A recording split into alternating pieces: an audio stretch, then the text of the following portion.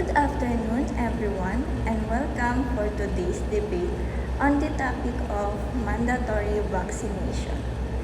I'm your moderator for today.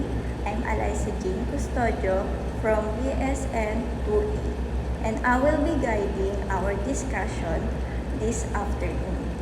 Let's start by introducing our debaters.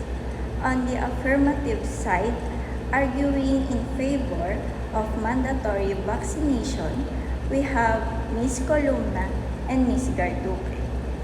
And on the opposition side, arguing against mandatory vaccination, we have Mr. Dato and Ms. Calitis.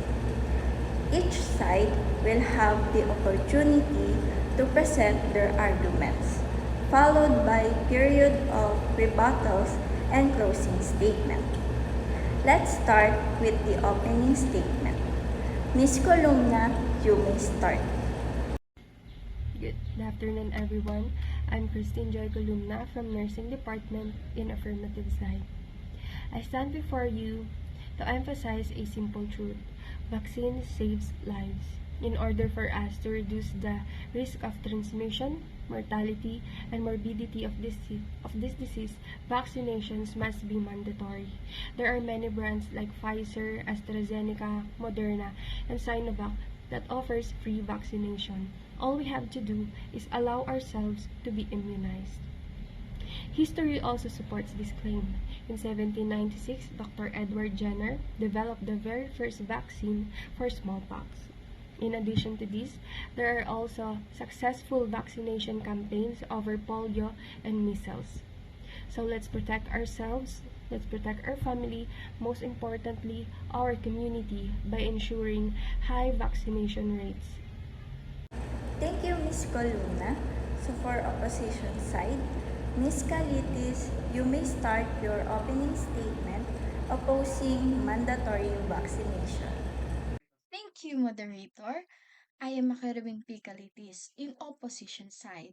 While we acknowledge the benefits of vaccines, we must also consider individual rights. Mandatory vaccination infringes upon personal autonomy. People should have the freedom to make informed choices about their bodies. We propose alternative measures such as education and voluntary incentives rather than coercion. Thank you, Ms. Calitis. So for affirmative side, Ms. Garduque, you may start your rebuttal statement supporting the mandatory vaccination. Good afternoon, I'm Sam from BSN2 in affirmative side. In a respectful manner, opposition team will also acknowledge that in a certain instances, safeguarding public health requires collective efforts. Given that the COVID-19 is a global threat, it is obligatory upon us to protect our communities. Implementing mandatory vaccination helps establish herd immunity. It can also help prevent the spread of the infectious diseases within communities, like reducing the outbreaks, epidemics, and pandemics, thus protecting those who are most vulnerable. This isn't about coercion, but rather about embracing a shared responsibility to everyone. Thank you, Ms. Garduque.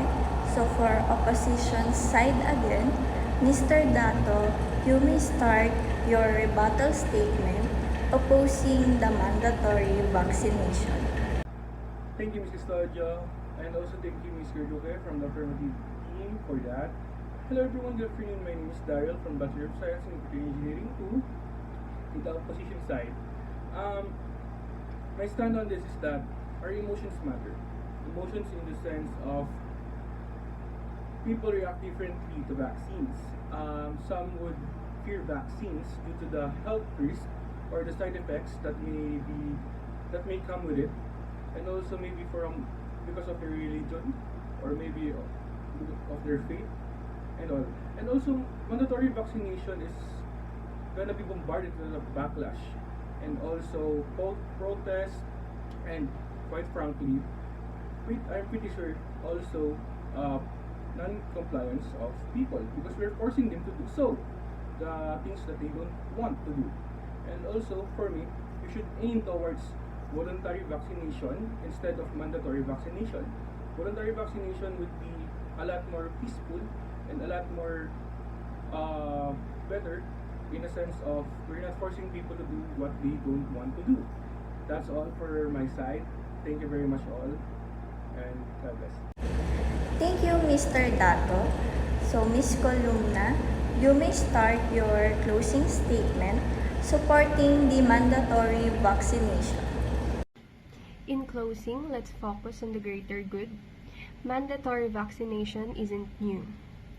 Softer mandates have worked.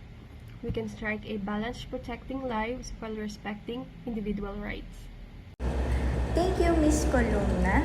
So, lastly, Ms. Calitis, you may start your closing statement opposing the mandatory vaccination.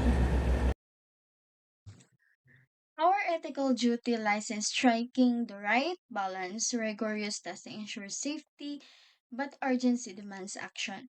Let's engage in open dialogue. Respecting diverse perspectives, mandatory vaccination, if implemented, must be proportionate and fair. Thank you, debaters, in participating in this important discussion. Keep in mind that the decision we make can affect the lives of others.